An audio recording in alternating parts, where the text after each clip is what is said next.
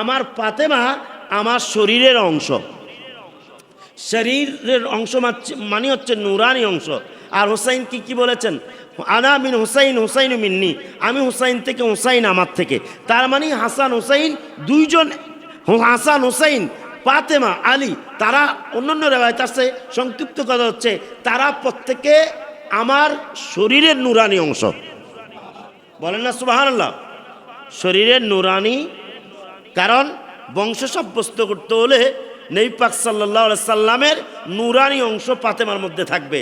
এই জন্য ফাতেমা সৃষ্টি নবীজির নুরানি অংশ দ্বারা, যে ওনার নুরানি রক্ত মুবারক ওনার মধ্যে প্রবাহমান এটা নয়, বরং ওনার কি স্বয়ং নুরানি জাত মুবারকের অংশ, অস্তিত্বের অংশ বহন করছে ফাতেমা।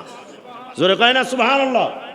আর এই কথাটা এই জন্য দেখুন, নবী পাক সাল্লাল্লাহু আলাইহি ওয়াসাল্লাম হাসান হুসাইন ওনার সন্তান, ওনার কি বলেন না, কোরআনে বলছে আল্লাহ তাআলা কোরআনে বললেন, কুল তাআলাউ নাদউ আবনাআনা ওয়া আবনাআকুম ওয়া নিসাআনা নিসাআকুম ওয়া আনফুসানা ওয়া আনফুসাকুম। তোমরা তোমাদের আল্লাহ তাআলা নবী পাক সাল্লাল্লাহু আলাইহি ওয়াসাল্লামকে শিখিয়ে দিলেন।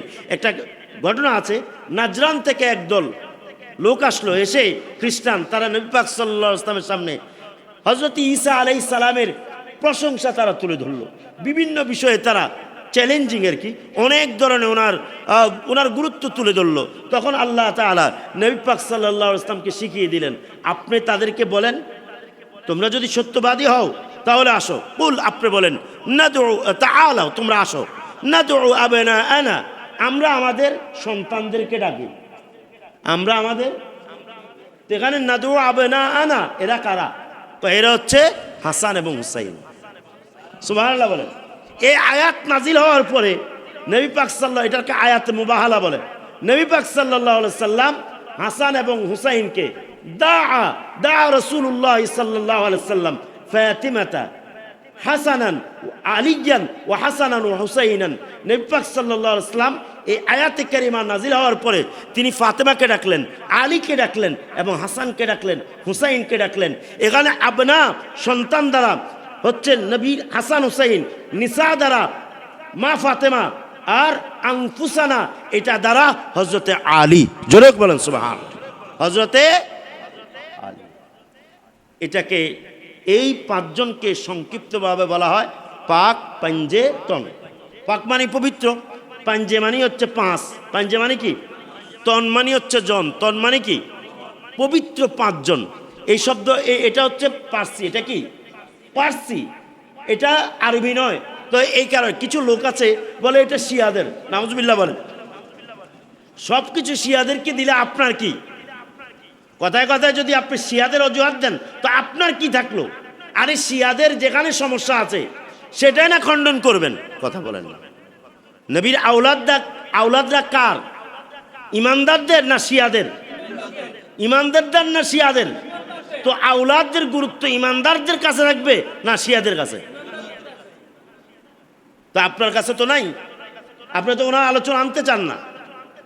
নারে হায়দারি বললে আপনার গায়ে আগুন জ্বলে, আপনি বললেন এটা শিয়াদের স্লোগান। আপনি নারে গাউসিয়া বলবেন, কিন্তু আপনি একজন পীর, উনি একজন কি পীর, কিন্তু নারে হায়দারি বললে আপনার গায়ে আগুন জ্বালা, আপনি মনে করেন যে এটা শিয়াদের। নাউজুবিল্লাহ বলেন না। কত মূর্খতা, কত অজ্ঞতা এবং কত বখিলতা নবীর এই পাক পাঞ্জাতনের গুরুত্বের ক্ষেত্রে, কথা বলেন ঠিক কিনা?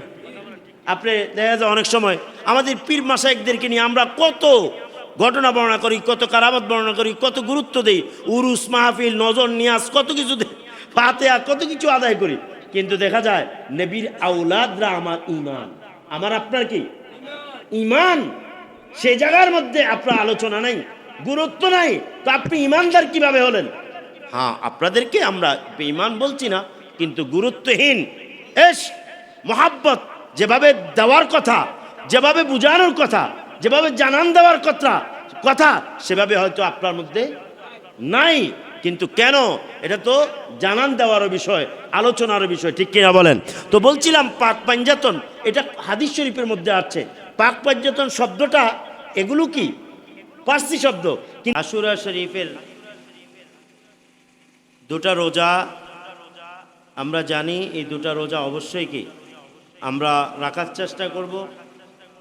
দুটা রোজা হচ্ছে একটা 9 মুহররম আর একটা কি 10 মুহররম। দুটা রোজা রাখাই এখানে কি মূল সুন্নাহ। যদি কেউ একটা না রাখতে পারে আরেকটা রাখলে অসুবিধা নেই, তবে উচিত হচ্ছে 9-10 রাখা। যদি কেউ 9 রাখতে পারলো না তাহলে 10-11 রাখবে। দুইটা রাখা উত্তম, দুইটা রাখা কি উত্তম। আল্লাহ সুবহানাহু ওয়া তাআলা আমাদেরকে তৌফিক দান করুক, আমিন। আমাদের আজকের আলোচনার বিষয় হচ্ছে জিক্রে আহলে বাইত রিদওয়ানুল্লাহি আলাইহিম আজমাইন। নবী পাক সাল্লাল্লাহু আলাইহি সাল্লামের পরিবারের আলোচনা, মর্যাদা, গুরুত্ব, আমাদের করণীয়, এগুলো নিয়ে আলোচনা। আল্লাহ পাক যেন তৌফিক দান করে, আমিন। শুরুতেই বলতে চাই, নবী পাক সাল্লাল্লাহু আলাইহি সাল্লামের পরিবারের প্রতি ঈমান, ওনার পরিবারকে ভালোবাসা, এটা ঈমানের অবিচ্ছেদ্য অংশ। ঈমানের কি অবিচ্ছেদ্য অংশ। এক কথায় ওনার পরিবারকে ইগনোর করে, অপমান করে, নবী পাক সাল্লাল্লাহু আলাইহি সাল্লামের পরিবারকে বাদ দিয়ে ইসলাম হয় না, ইসলাম হয় না। কুরআনুল কারীমে আল্লাহ সুবহানাহু ওয়া তাআলা এক আয়াতে বলেছেন, বিসমিল্লাহির রহমানির রহিম, কুল লা আসআলুকুম আলাইহি আজরান ইল্লাল মাওয়াদ্দাতা ফিল কুরবা। হে রাসূল, আপনি বলে দেন আপনার উম্মতদেরকে, কাকে?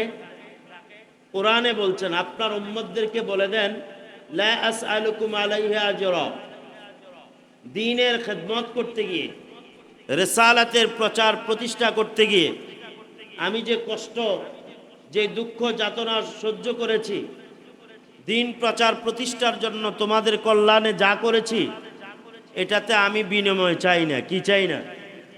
আমি বিনিময় তোমাদের কাছে চাই না। ইল্লাল মাওয়াদ্দাতা ফিল কুরবা, একটা ব্যতীত, যে তোমরা আমার নিকট, আমার পরিবারকে তোমরা ভালোবাসবে। বলেন না সুবহান। শিখাই দিয়েছেন কে? আল্লাহ শিখিয়ে দিয়েছেন নবীকে বলার জন্য। তাহলে এই আয়াতে কারিমা দ্বারা একটা হুকুম আমাদের উপর বর্তায়, সেটা কি? যে নবীজির পরিবারের আলোচনা করা, তাদের মোহাব্বতের আলোচনা করা এই আয়াতের হুকুমের মধ্যে আছে। এই আয়াত সিদ্ধান্ত দিয়েছে, কুল লা আসআলুকুম, কুল আপনি বলুন, কুল আপনি বলুন। এই অর্থটা নবী পাক সাল্লাল্লাহু আলাইহি সাল্লামের ক্ষেত্রে যেভাবে আবশ্যক করে উম্মতকে জানান দিয়েছেন, এভাবে উম্মতের উলামাদেরও এই আয়াতে কারিমা কুলের মধ্যে একই হুকুমে তারাও কি অন্তর্ভুক্ত, যে তোমরা বলো, তোমরাও কি উম্মতকে বলো তোমাদের নবীর ক্ষেত্রে, যে তোমাদের নবী তোমাদের কাছে তার পরিবারের মোহাব্বত ছাড়া আর কিছুই চায় না। সুবহানাল্লাহ বলেন। মোহাব্বত ছাড়া কিছুই চায় না। তাহলে এখানে বোঝা যায় যে নবী পাকের মোহাব্বতের বিষয়টা উম্মতকে জানান দেওয়া, আলোচনা করা, এটা উম্মতের আলেমদের উপরে হুকুম। কার পক্ষ থেকে? বলেন কার পক্ষ থেকে? যদি এই হুকুম পালন না করে, আলোচনা না করে, মানুষকে জানান না দেয়, তাহলে এই হুকুমের খেলাফ হবে। আলেমরা জবাবদিহিতা করতে হবে। এটা কৃপণতা হবে। কি হবে? এটার জন্য আল্লাহ এবং তার রাসূলের কাছে জবাবদিহিতা করতে হবে। সূরাতুল আহজাবের আমি আয়াতে কারিমার একটা অংশ তেলাওয়াত করেছি। সূরাতুল আহজাবের একটা অংশ তেলাওয়াত করেছি। এই আয়াতের প্রথমে আছে ইয়া নিসা আন-নাবিয়্যি লাস্তুন্না কাআহাদিম মিনান নিসা, ওহে নবী স্ত্রীগণ, নবী পাক সাল্লাল্লাহু আলাইহি সাল্লামকে ওনার স্ত্রীদেরকে বলা হচ্ছে ওহে নবী স্ত্রীগণ, আপনারা দুনিয়ার অন্যান্য নারীদের মতো না।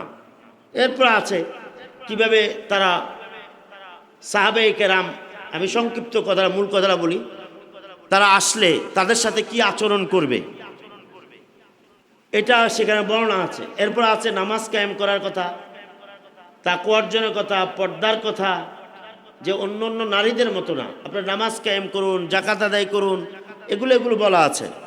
তো দেখুন এরপরে আছে কি ইন্নামা ইউরিদুল্লাহু লিইউযহিবা আনকুমুর রিজসা আহলাল বাইতি ওয়া ইউতাহহিরুকুম তাতহীরা।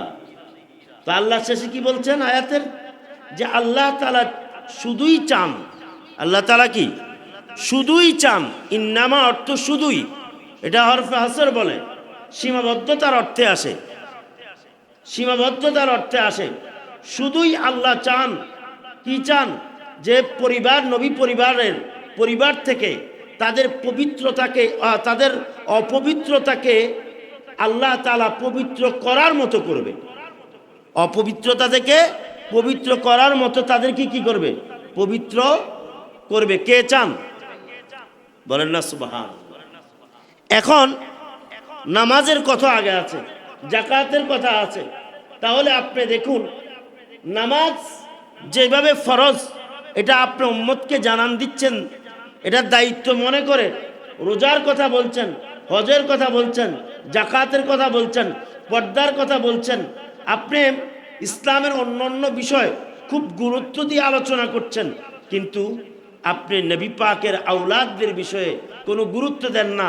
অথচ আল্লাহ বলেছেন কুল, আল্লাহ শিখিয়ে দিয়েছেন নবীকে, নবীর মাধ্যমে উম্মতের আলেমদেরকে তোমরা জানাও, আপনি রসুল জানান, যে আপনি রসুল চান শুধু মোহাব্বত পরিবারের, এটা আপনি চান, এটা জানান দেন, শিখাই দিচ্ছে কে বলেন না সুবহানাল্লাহ। এই জিনিসটা এখানে আমাদের উপর দায়িত্ব, অথচ ওলামায়ে কেরাম এই দায়িত্ব থেকে কি গাফেল, তারা নবী পাকের আওলাদের আলোচনা করতে চায় না। অথচ কোরআনে কারীমে আল্লাহ তাআলা নবী পরিবারের মুহাব্বতের আলোচনা করার জন্য আল্লাহ নবীকে নির্দেশ দিয়েছেন, নবীর মাধ্যমে উম্মতের ওলামাদেরকে আল্লাহ একই নির্দেশ দিয়েছেন, বলেন না সুবহানাল্লাহ। সম্মানিত উপস্থিতি, কেন এত গুরুত্ব, তার কারণ হচ্ছে নবীর আওলাদ ঈমানের অংশ, নবীর আওলাদ ঈমানের অংশ। মুহররম বিদায় আজকে নবী পাকের পরিবারের আলোচনা গুরুত্ব আমরা দিয়ে আজকের এই বিষয়টা এখানে নির্ধারণ করেছি, এবং খুতবার মধ্যে সিরিয়ালে আহলে বাইতের আলোচনা আছে। তো বলছিলাম কোনো কিছুর অজুহাতে কোনো কিছুকে খাটো করা যায় না, একটাকে গুরুত্ব দিয়ে আরেকটাকে গুরুত্বহীন করা যায় না। নামাজ গুরুত্বপূর্ণ, রোজা গুরুত্বপূর্ণ, রোজার দায় নামাজকে, নামাজের দায় রোজাকে, একটা আরেকটার বিপরীত, একটা আরেকটার সাথে সাংঘর্ষিক করা যায় না, বা একটা আরেকটার বিপরীতে দাঁড় করানো যায় না। সাহাবায়ে কেরাম নবীর আওলাদ, একটা আরেকটা এক দল আরেক দলের কি বিপরীতে দাঁড় করানো, এটা অন্যায়। কিন্তু বিষয়টা হচ্ছে এখানেই যে যখন আহলে বাইতের আলোচনা, তখন আপনার আহলে বাইতের আলোচনা অবশ্যই গুরুত্ব দিয়ে করতে হবে, যেহেতু এটা আপনার দায়িত্ব। সাহাবায়ে কেরামের আলোচনা যখন, অবশ্যই সেটা আপনি গুরুত্ব দিয়ে আলোচনা করবেন, সেটাও আপনার দায়িত্ব।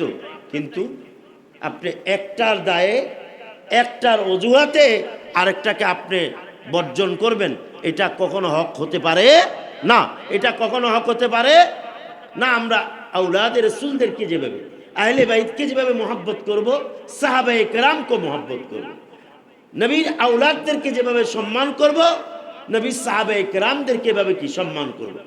কেন? কার জন্য? নবী পাকের জন্য। কার জন্য? নবী পাকের জন্য। কিন্তু নবী পাক সাল্লাল্লাহু আলাইহি সাল্লাম একটু ভিন্নভাবে তিনি উল্লেখ করেছেন। বুখারী মুসলিমের হাদিস, নবী পাক সাল্লাল্লাহু আলাইহি সাল্লাম বলেছেন, লম্বা হাদিস। উনি একবার খুতবা দিতে দাঁড়িয়ে খুতবার মধ্যে তিনি বলছেন ওহে মানব সকল শুনে নাও, ইন্নী তারিকুন ফিকুম আস-সাকালাইন, আমি তোমাদের কাছে দুটা ভারী বস্তু রেখে যাচ্ছি, ভারী জিনিস রেখে যাচ্ছি, ভারী বিষয় রেখে যাচ্ছি। অন্য রেওয়ায়েতে আছে আমরাইন, দুইটা বিষয়কে তোমাদের কাছে রেখে যাচ্ছি।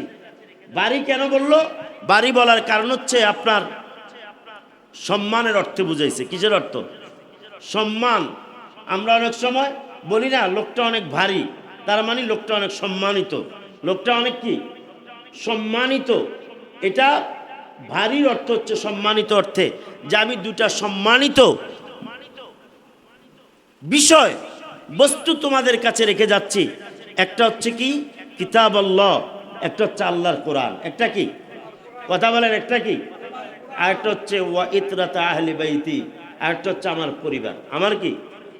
আমার পরিবার। এই দুইটা তোমাদের কাছে রেখে যাচ্ছি। অন্য এক রাওয়ায়াতে আসছে একটার চেয়ে আরেকটা কি? মহান। একটার চেয়ে আরেকটা মহান। এর অর্থ হচ্ছে একটাকে বাদ দিলে আরেকটা সম্পূর্ণ হয় না। কোরআনও ধরতে হবে, আহলে বাইতকেও।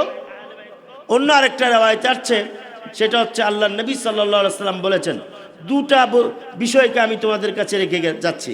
একটা হচ্ছে আল্লাহর কোরআন, আর একটা হচ্ছে আমার সুন্নত। আমার কি? আমার সুন্নত। তো এখানে দেখেন এই রেওয়ায়াতটা দঈফ। এটা কি? দঈফ। এটা মুরসাল রেওয়ায়াত, দঈফ রেওয়ায়াত। দঈফ মানে দুর্বল রেওয়ায়াত। আল্লাহর কোরআন এবং সুন্নাহর রেওয়ায়াতটা, বর্ণনাটা কি? দুর্বল। আর আল্লাহ তাআলা আমি দুটা জিনিস রেখে যাচ্ছি, কোরআন এবং পরিবারকে, এটা হচ্ছে একেবারে বিশুদ্ধ। সুবহানাল্লাহ বলেন। অথচ দেখেন ওলামায়ে কেরামরা সবচেয়ে দুর্বল যেটা, এটাকে বেশি গুরুত্ব দিচ্ছে। সুন্নাহ কোরআন, কোরআন সুন্নাহ রেখে যাচ্ছি, কোরআন সুন্নাহ রেখে যাচ্ছি, কোরআন সুন্নাহ রেখে যাচ্ছি। অথচ কোরআন এবং আহলে বাইতের বিষয়ে কোনো আলোচনা নাই। যেটা সবচেয়ে বিশুদ্ধ রেওয়ায়াত, ওটার মধ্যে কোনো খবর নাই। তা হ্যাঁ, এর অর্থ এই নয় তারা ওটা মানে না, কিন্তু মানে, কিন্তু সেটার গুরুত্ব তাদের কাছে নাই। কেমন গুরুত্ব? যেমন আমরা দেখি জিক্রে আহলে বাইত, নবী পাক সাল্লাল্লাহু আলাইহি সাল্লামের, আপনি যখন নামাজের গুরুত্ব দিচ্ছেন, নামাজ যেভাবে ফরজ, আপনার নবীর আওলাদদেরকে ভালোবাসা হতো ফরজ। নবীর আওলাদের ভালোবাসা নাই, ওনাদের অপছন্দ যদি থাকে, নামাজ দিয়ে আপনার কাজে আসবে? রোজায় কাজে আসবে? হজে কাজে আসবে? জাকাত কাজে লাগবে? তাহলে আপনার কিছুই তো কাজে লাগছে না। তারাই তো জান্নাত জাহান্নামে নির্ধারক। তাদের ব্যাপারে আপনি গুরুত্বহীন কেন করবেন? নামাজ দিয়ে যদি আপনি জান্নাতে যেতে পারেন তাহলে জান্নাত। অথচ চমৎকার বিষয়, যে কারো যদি ইবাদত বন্দিগি তুলনামূলক কমও থাকে, সে অক্ষমতার কারণে, দুর্বলতার কারণে, মাজুরের কারণে, সে যদি উজরতের কারণে যদি কমও করে, কিন্তু নবীর আওলাদ, নবীর সাহাবায়ে কেরাম, তাদের মোহাব্বত, তাদের প্রেম, তাদের আলোচনা, তাদের মোহাব্বত যদি তার কাছে পরিপূর্ণ থাকে, তাজিম পরিপূর্ণ থাকে, এর কারণে সে জান্নাতি হবে। কিন্তু নামাজ, রোজা, হজ, জাকাত পরিপূর্ণ করে নবীর আওলাদের ভালোবাসা, নবীর আওলাদের গুরুত্ব যদি আপনার কাছে না থাকে, আপনি তো জবাবদিহিতা করতেই হবে, আর হাসরের ময়দানে আটকা পড়বেন। শুধু তাই নয়, এক হাদিসে আসছে আল্লাহর নবী সাল্লাল্লাহু আলাইহি সাল্লাম বলেন, আমি আমার পরিবার সম্পর্কে তোমাদেরকে জিজ্ঞেস করব। কি সম্পর্কে? কিন্তু এখানে নামাজের কথা বলে নাই, রোজার কথা বলে নাই, হজের কথা বলে নাই। আমি তোমাদেরকে জিজ্ঞেস করব। এই জন্য এক হাদিসে আসছে রাসূলুল্লাহ সাল্লাল্লাহু আলাইহি সাল্লাম বলেছেন যে আমার পরিবারের আলোচনা, আমার পরিবারের মোহাব্বত তোমাদের আওলাদদেরকে তোমরা শেখাও, তোমাদের আওলাদদেরকে তোমরা শিখাও। এটা দায়িত্ব। কারণ প্রকৃত ইসলাম কেন এত গুরুত্ব দিয়েছেন নবী পাক সাল্লাল্লাহু আলাইহি ওয়াসাল্লাম, কেন গুরুত্ব দিয়েছেন? এই গুরুত্বের দিকটি কোথায়? মূলত দেখেন চার খলিফা কি করেছেন? তারা দায়িত্ব পালন করেছেন 30 বছর। কত বছর? ইমাম হাসান কয় বছর? 30 বছর। একেবারে সুন্দরভাবে আল্লাহর দ্বীন প্রতিষ্ঠিত ছিল, কোনো সন্দেহ আছে? একেবারে পরিপূর্ণভাবে। কিন্তু দেখেন এরপর হযরতে আমির মুআবিয়া রাদিয়াল্লাহু তাআলা পর্যন্ত একবারে সঠিক ছিল, কিন্তু দেখেন ইয়াজিদ আসার পরে এটা কি তছনছ করে ফেলছে। রাজত্বটা এমনভাবে গিলে ফেলেছে যে তারা দিনকে ভুলে গিয়ে তারা কি করেছে, টোটাল রাজত্বের মধ্যে নিজেদেরকে জড়িয়ে ফেলেছে। তাহলে সেখানে শুধু তো ইয়াজিদ তা না, অধিকাংশ তাহলে আপনি ওই মুহূর্তে যে 30 বছর আবার এদিকে 20 বছর যে সারা পৃথিবীতে ইসলাম প্রতিষ্ঠিত ছিল, পরিপূর্ণ ছিল, সেই জায়গায় এসে ইয়াজিদ ক্ষমতা নিয়ে ওই ইসলামটাকে সম্পূর্ণ কি করে ফেলেছে, তছনছ করে ফেলেছে, গুরুত্বহীন করে ফেলেছে, এটাকে পুরা বিকৃত করে ফেলেছে। ওই মুহূর্তে ইমাম হুসাইন তার পরিবারের শাহাদাতের মাধ্যমে পৃথিবীর বুকে কিয়ামত পর্যন্ত ইসলামের প্রকৃত ধারা, ইসলামের প্রকৃত রেখা, রূপরেখা, ইসলামের প্রকৃত যেই রাস্তা, পথ মত কোনটা হবে সেটা তিনি নির্ধারণ করে গিয়েছেন, এবং সেটা কিভাবে হবে সেটাও নির্ধারণ করে গিয়েছেন। এবং ইসলামের মধ্যে প্রধান 2টা দলের মাধ্যমে, যদিও আল্লাহ নবী সাল্লাল্লাহু আলাইহি ওয়াসাল্লাম বলেছেন 73 দল হবে, একটা হক, কিন্তু 72টা বাতিল হবে, 72। কিন্তু ইমাম হুসাইন কারবালার মধ্যে 72টাকে এক দলে বিভক্ত করেছেন, আর একটা হকটাকে এক দলে। হুসাইন নিজেকে হক প্রমাণ করে আহলে সুন্নাতকে এক, আর 72 টোটাল ইয়াজিদকে এক হিসেবে তিনি আলাদা করে দিয়েছেন, ঠিক কিনা বলেন? সেখানে ইয়াজিদিয়াতকে এবং হুসাইনিয়াত এই 2টা আলাদার মাধ্যমে আমাদেরকে ইসলামের সংক্ষিপ্ত পরিচিতি, ইসলামের উপরে থাকার সংক্ষিপ্ত যেই শিক্ষা, সেটা ইমাম হুসাইন কারবালার মধ্য থেকে দিয়ে দিয়েছেন। সুবহানাল্লাহ। এখন এই জন্য আল্লামা ইকবাল বলেছেন, ইসলাম জিন্দা হতে হ্যায় হর কারবালা কি বাত, ইসলাম জিন্দা হয়েছে কারবালা থেকে। সুবহানাল্লাহ বলেন। তো মুর্দা ছিল কবে? মুর্দা এই জিদের সময়। ইয়াজিদ ক্ষমতা নেওয়া, ক্ষমতা প্রতিষ্ঠিত করা মানে হচ্ছে এখানে কি, মুর্দা হয়ে যাওয়া, জীবিত ইসলামকে মুর্দা করা। আর ইমাম হুসাইন জীবিত করেছেন। তো এখন দেখেন জীবিত কিভাবে করলেন, যে তারা ক্ষমতা নিয়েছে ঠিক, কিন্তু সারা পৃথিবীর মধ্যে ইসলামের প্রকৃত শিক্ষা ওনার সন্তান জয়নুল আবেদিন সহ ওনার আওলাদদের মাধ্যমে খানকা ভিত্তিক সারা পৃথিবীর ওলি আউলিয়া কেরামদের মাধ্যমে আল্লাহ সুবহানাহু ওয়া তাআলা ইমাম হুসাইনের পরবর্তী ইমাম হুসাইনের সে কারবালা থেকেই এই ইসলামকে সারা পৃথিবীতে প্রতিষ্ঠিত করে দিয়েছেন। জোরে কোন সুবহানাল্লাহ। তো এখন সেই ইসলামকে ধারণ করা, এটা যদি ধারণ করেন তাহলে আপনি হুসাইনকে বলতেই হবে, হুসাইনকে স্মরণ করতে হবে। যদি সেই ইসলামকে আপনি চিন্তা করেন তাহলে হুসাইনকে বাদ দিয়ে আপনি পারবেন? হুসাইনকে বাদ দিলে আর সেই ইসলাম থাকে না। হুসাইন হচ্ছে প্রকৃত ইসলাম। জোরে বলেন সুবহানাল্লাহ। এই জন্য এখানে নবী পাক সাল্লাল্লাহু আলাইহি সাল্লাম পূর্বেই তার আওলাদদের গুরুত্ব তিনি তুলে ধরেছেন। ওই হাদিসে যেখানে বলেছেন আমি তোমাদের কাছে ভারী 2টা বস্তু রেখে গেলাম, ওই হাদিসের মধ্যে আল্লাহ নবী সাল্লাল্লাহু আলাইহি সাল্লাম 3 বার বলেছেন উযাক্কিরুকুমুল্লাহ ফি আহলি বাইতি, উযাক্কিরুকুমুল্লাহ ফি আহলি বাইতি, উযাক্কিরুকুমুল্লাহ ফি আহলি বাইতি। আমি আল্লাহকে স্মরণ করিয়ে দিচ্ছি আহলে বাইতের ব্যাপারে। কার ব্যাপারে বলেন? কার ব্যাপারে? কাকে স্মরণ করাচ্ছে? আল্লাহকে স্মরণ করাচ্ছে। চিন্তা করেন, আল্লাহকে আমি স্মরণ করিয়ে দিচ্ছি, অথচ আল্লাহ স্মরণের মধ্যে তো আছেই, আল্লাহ তো আর ভুলে না। স্মরণ করিয়ে দিচ্ছে আহলে বাইতের ক্ষেত্রে। এখানে 1 নাম্বার গুরুত্ব হচ্ছে আল্লাহ, তুমি জানো আমার আহলে বাইতের গুরুত্ব কত বেশি। আমার আহলে বাইত তোমার ইসলামকে রক্ষা করবে, আমার আহলে বাইতের মাধ্যমে ইসলামের ধারা প্রতিষ্ঠিত হবে, আর আমার আহলে বাইত আমার অংশ। যেরকম আহলে বাইত নবীর কি, নবীজির কি অংশ। সম্মানিত উপস্থিতি, আহলে বাইত আল শব্দের অর্থ হচ্ছে পরিবার, অধিবাসী, অধীনস্থ, কোন অভিভাবকের অধীনস্থ ব্যক্তিদেরকে নিয়ে পরিবার। বাইত মানে ঘর, বাইত মানে কি, তো ঘরের অধিবাসীগণ। এখানে আহলে বাইত 3 ধরনের। কয় ধরনের? একটা বেলাদাতের দিক থেকে, জন্মের দিক থেকে তাদেরকে আহলে বাইত আওলাদে রাসূল, তারা আহলে বাইত আওলাদে। এরা কারা? এরা হচ্ছে নবী পাক সাল্লাল্লাহু আলাইহি সাল্লামের মেয়েরা। কারা? তবে মেয়েদের মধ্যে খাস আওলাদ খাস আওলাদ হচ্ছে ফাতেমা এবং পরবর্তী হাসান হুসাইন। জোরে বলেন না সুবহানাল্লাহ।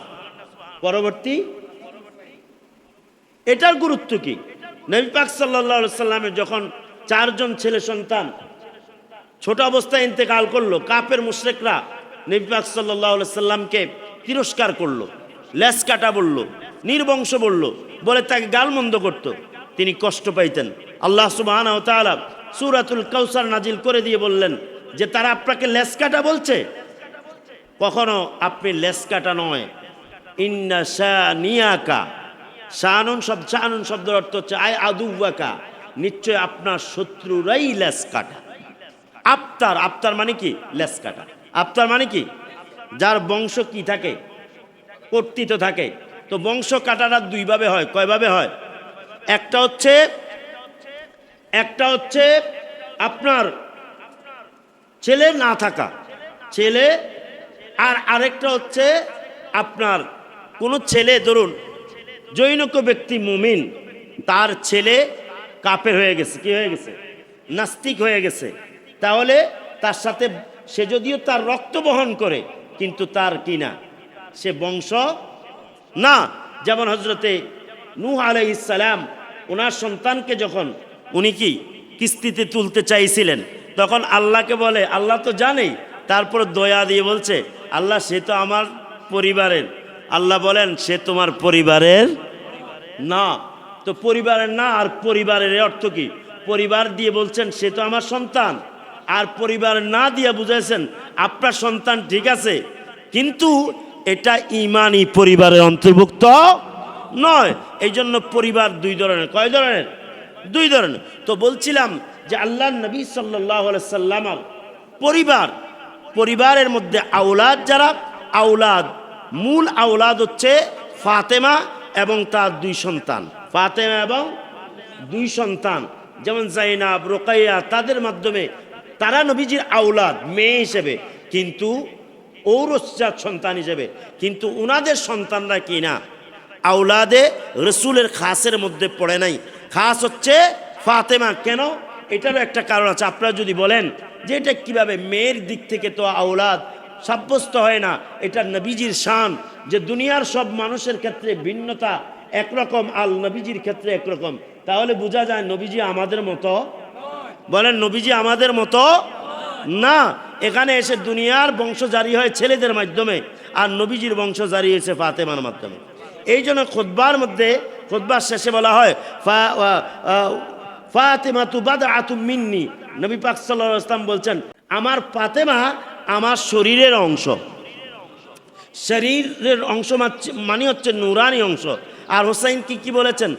আনা মিন হুসাইন, হুসাইনু মিন্নি, আমি হুসাইন থেকে, হুসাইন আমার থেকে।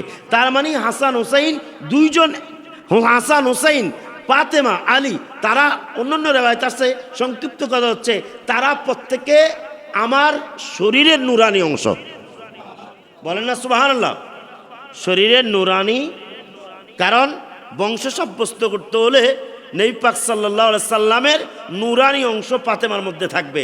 এই জন্য ফাতেমা সৃষ্টি নবীজির নূরানি অংশ দ্বারা, যে ওনার নূরানি রক্ত মুবারক ওনার মধ্যে প্রবাহমান এটা নয়, বরং ওনার কি স্বয়ং নূরানি জাত মুবারকের অংশ, অস্তিত্বের অংশ বহন করছে ফাতেমা।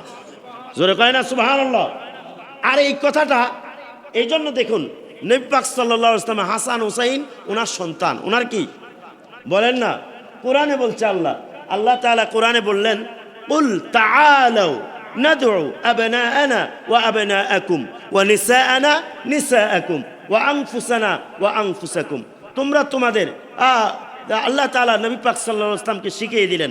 একটা ঘটনা আছে, নাজরান থেকে একদল লোক আসলো, এসে খ্রিস্টান, তারা নবী পাক সাল্লাল্লাহু আলাইহি ওয়াসাল্লামের সামনে হযরত ঈসা আলাইহিস সালামের প্রশংসা তারা তুলে ধরলো।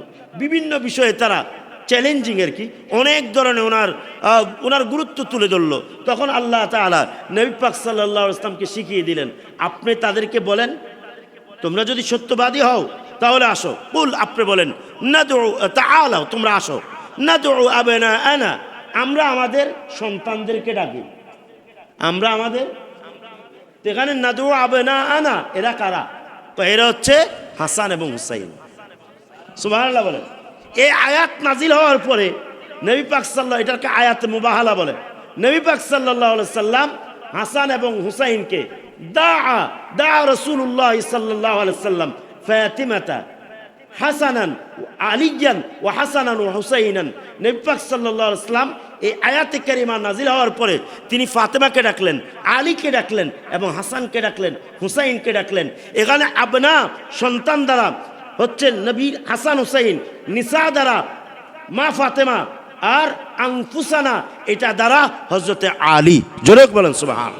হযরতে আলী, এটাকে এই পাঁচজনকে সংক্ষিপ্তভাবে বলা হয় পাক পাঞ্জে তন।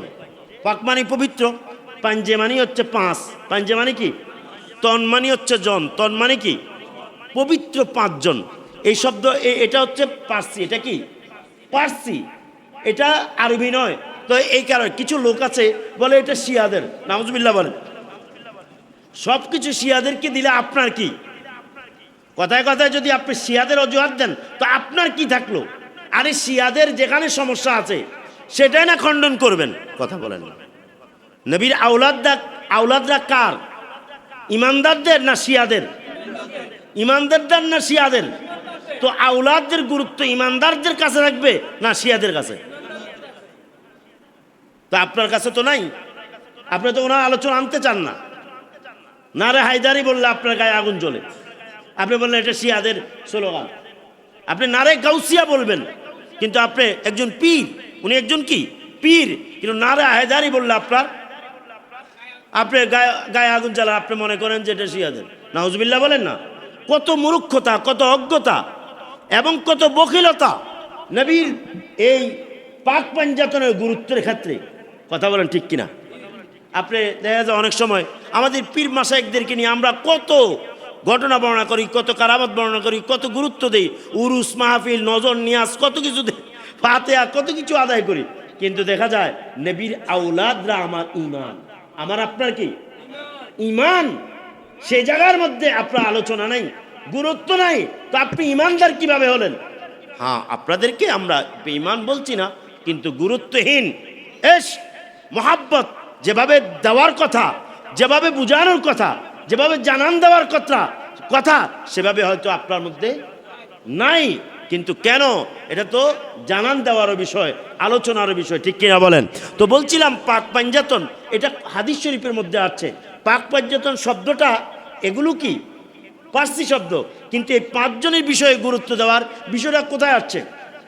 আপনার ইন্নামা ইউরিদুল্লাহু লিইউযহিবা আনকুমুর রিজসা আহলাল বাইতা, এই যে আপনার আহলাল বাইতি, এই যে আয়াতে কারিমা, এটা যখন নাজিল হয়েছে সূরা আহজাবের, নাজিল হওয়ার পর নবী পাক সাল্লাল্লাহু আলাইহি সাল্লামের কাছে হযরত হাসান রাদিয়াল্লাহু তাআলা আসছিলেন। আসার পরে নবী পাক সাল্লাল্লাহু আলাইহি সাল্লামের শরীর মুবারকে, গা মুবারকের মধ্যে ওনার কি দেহ মুবারকের মধ্যে ওনার গায়ে ছিল প্রিন্টের চাদর। কিসের চাদর? প্রিন্টের। আল্লাহুম্মা বারিক হাউলাই আহলে বাইতি, অথবা আল্লাহুম্মা হাউলাই আহলে বাইতি, ও আমার আল্লাহ কবুল করো, বরকত নাজিল করো, এরা হচ্ছে আমার পরিবার। বলেন না সুবহানাল্লাহ। এরা আমার কি? একজন চাদরওয়ালা নবী মুহাম্মাদুর, আরেকজন আলী, ফাতেমা, হাসান, ওই আবনানা ওয়া আবনাকুম ওয়া নিসানা ওয়া নিসাকুম ওয়া আনফুসানা ওয়া আনফুসাকুম। দেখছেন, এই পাঁচজন গুরুত্ব অন্যান্য আহলে বাইত থেকে আলাদা, কারণ এরা আহলে বাইতের মধ্যে আওলাদ। আহলে বাইতের মধ্যে কি? আহলে বাইতের মধ্যে, তাহলে আহলে বাইত প্রথমত হচ্ছে আওলাদ দিয়ে আহলে বাইত, দ্বিতীয় হচ্ছে কি নসব দিয়ে আহলে বাইত। নসব কি? নবী পাক সাল্লাল্লাহু আলাইহি সাল্লামের বংশ হচ্ছে বনু হাশেম। নাম কি বলেন না? কুরাইশের শ্রেষ্ঠ, কুরাইশের মধ্যে আবার শ্রেষ্ঠ হচ্ছে বনু হাশেম। এই বনু হাশেম নবী পাক সাল্লাল্লাহু আলাইহি সাল্লামের এই বংশের মধ্যে যারা ঈমানদার, ঈমান আনছেন, নবী পাক সাল্লাল্লাহু আলাইহি সাল্লামের বংশের মধ্যে যারা ঈমান এনেছেন, হযরত আব্বাস রাদিয়াল্লাহু আনহু চাচা না, উনি তো ঈমান আনছেন। যারা ঈমানদার তারা নবী পাক সাল্লাল্লাহু আলাইহি সাল্লামের আহলে বাইত, বংশের দিক থেকে, কিসের দিক থেকে? তারাও আহলে বাইত। এরপরে কি? এরপরে হচ্ছে আপনার হচ্ছে এরপরে আহলে বাইত হচ্ছে, তাহলে বেলাদতের দিক থেকে পাইলাম, বংশের নসবের দিক থেকে পাইলাম সাকানা, এটারে কি কয় সাকান, সাকানার দিক থেকে, সাকান মানে কি মাসকান, যারা নবী পাক সাল্লাল্লাহু আলাইহি ওয়াসাল্লামের ঘরে থাকতেন, সুবহানাল্লাহ, ঘরে কারা, ওনার স্ত্রীগণ, ওনার কি স্ত্রীগণ, তারাও নবী পাকের আহলে বাইত, জোরে করে সুবহানাল্লাহ। কিন্তু যদি বলেন এখানে গুরুত্ব কার, সবচেয়ে বেশি গুরুত্ব হচ্ছে এই পাঁচজন। এই কারণে এই পাঁচজনকে হাদিসের আলোকে, কোরআনের আলোকে নবী পাক সাল্লাল্লাহু আলাইহি ওয়াসাল্লাম গুরুত্ব দিয়েছেন বিধায় এই পাঁচজনকে আলাদাভাবে গুরুত্ব দেওয়া এটা উম্মতের উপর কর্তব্য। উম্মতের উপর কি, উম্মতের উপর কি, অবাক হবেন, দুরুল মনসুরের মধ্যে, তাফসিরে দুরুল মনসুর, ইমাম জালালউদ্দিন সুয়ুতির যে তাফসির, সেই তাফসিরের মধ্যে আছে যে আপনার ফাতালাক্কা আদামা মির রাব্বিহি কালিমাত, এই আয়াতে কালিমা যখন ওনাকে কিছু কালিমা, কালিমা মানে হচ্ছে কিছু বাণী, যে উনি কত বছর 300 অধিক বছর কি কাঁদছেন না, সেজদা দিয়ে কাঁদেন নাই, কাঁদছে, কাঁদার পরে আল্লাহ সুবহানাহু ওয়া তাআলা তাকে কি এবার প্রমোশন দিবেন, সম্মান করবেন, সাফিউল্লাহ উপাধি দিবেন। আল্লাহ তাআলা এবার তার পরীক্ষা কি করলেন, উত্তীর্ণ করার লক্ষ্যে আল্লাহ তাআলা জিবরাইলকে বললেন, ও জিবরাইল তুমি যাও জাবালে নূরের উপর তুমি আজান দিয়ে দাও। কি দাও, কি দাও, আজান দিলেন। আজান দেওয়ার পরে হযরতে ওই আরাফার ময়দানে তো দুইজনের সাক্ষাৎ, কে, মা হাওয়া এবং বাবা আদম, দুইজনের সাক্ষাৎ, সেখানে সেজদা অবস্থায় যখন আজানের মধ্যে আশহাদু আন্না মুহাম্মাদার রাসূলুল্লাহ, এর আগেরগুলো তো পরিচিত, কি পরিচিত না, সব পরিচিত, কিন্তু যখন এই নাম এই কালিমা উচ্চারণ করলো তিনি তখন মাথা উঠাইলেন, উঠানোর সাথে সাথে তিনি আরশ আজিমের দিকে নজর চলে গেল। উনি তো আল্লাহর নবী, উনি তো কি আল্লাহর নবী। তিনি বললেন আল্লাহ, এই রেওয়ায়াতটা আসছে কালিমাত, তেনার অন্তরের মধ্যে কিছু কালিমা কি আল্লাহ তাআলা দিয়ে দিলেন। তো কালিমাগুলো কি, কালিমাগুলো কি, একটা বর্ণনা আছে, কালিমা হচ্ছে সাআলা আদামু বিহাক্কি মুহাম্মাদিন ওয়া আলিয়িন ওয়া ফাতিমা ওয়াল হাসান ওয়াল হুসাইন। হযরতে সাইয়্যিদুনা হযরতে আদম আস-সাফিউল্লাহ নজর করার সাথে সাথে তিনি আরশ আজিমের মধ্যে পায়ার মধ্যে লেখা দেখলেন লা ইলাহা ইল্লাল্লাহ মুহাম্মাদুর রাসূলুল্লাহ। তারপরে দেখলেন ফাতেমা, আলী, হাসান, হুসাইন।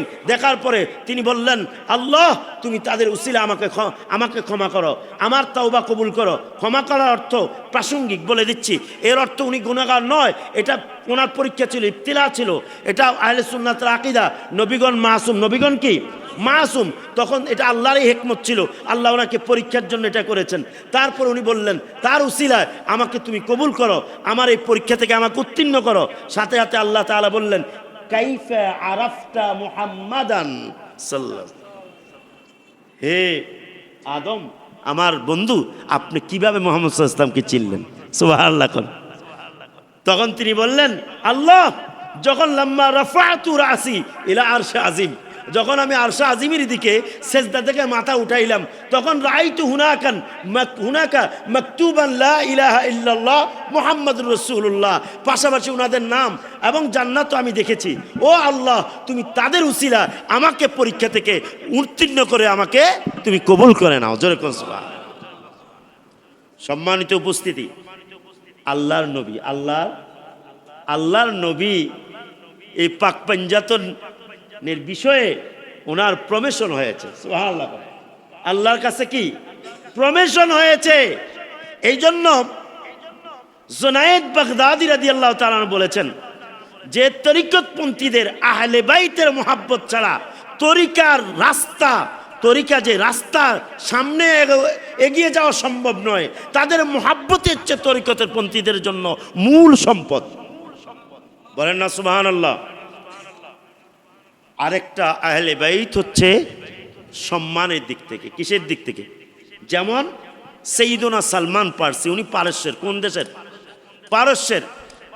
ওনার মুহাব্বত, ওনার ভালোবাসা নবী পাক সাল্লাল্লাহু আলাইহি সাল্লামের জন্য যে ত্যাগ ছিল, এই ত্যাগের কারণে আল্লাহ নবী সাল্লাল্লাহু আলাইহি সাল্লাম সালমান পারসিকে কি বলেন জানেন? সালমান পারসিকে বলতেছে সালমানু মিন আহলি বাইতি, সালমান আমার পরিবারের অন্তর্ভুক্ত। সুবহানাল্লাহ বলেন। অথচ উনি কোন দেশি বলেন না, পারস্যের। নবী পাক সাল্লাল্লাহু আলাইহি সাল্লাম বললেন সালমান আমার পরিবারের লোক। সুবহানাল্লাহ কর। এখন পরিবারের লোক সালমান, এটা এই কারণে সালমান আহলে বাইতের মধ্যে। এই জন্য উলামায়ে কেরামরা বলেছে ইতরাতে আহলে বাইতের মধ্যে শুধু নবী পাক সাল্লাল্লাহু আলাইহি সাল্লামের আওলাদ নয়, বরং যুগে যুগে যত বিখ্যাত বুজুর্গ, হক্কানি, রব্বানি, ভিলায়েতদারি, ইমামতদারি, আল্লাহর ওয়ালি, বুজুর্গ, কামিল আলেম হয়, তারাও আহলে বাইতের সম্মানিত সদস্য হয়। বলেন না সুবহানাল্লাহ। এলমি ওয়ারিস হিসেবে, কি হিসাবে? এলমি ওয়ারিস, জ্ঞানের যেই ওয়ারিস। নবী পাক সাল্লাল্লাহু আলাইহি ওয়াসাল্লাম বলছেন না যে নবীগণ তারা দিনার দিরহাম রেখে যান না, রেখে যান কি? এলম। নবুয়তের এলম রেখে যান।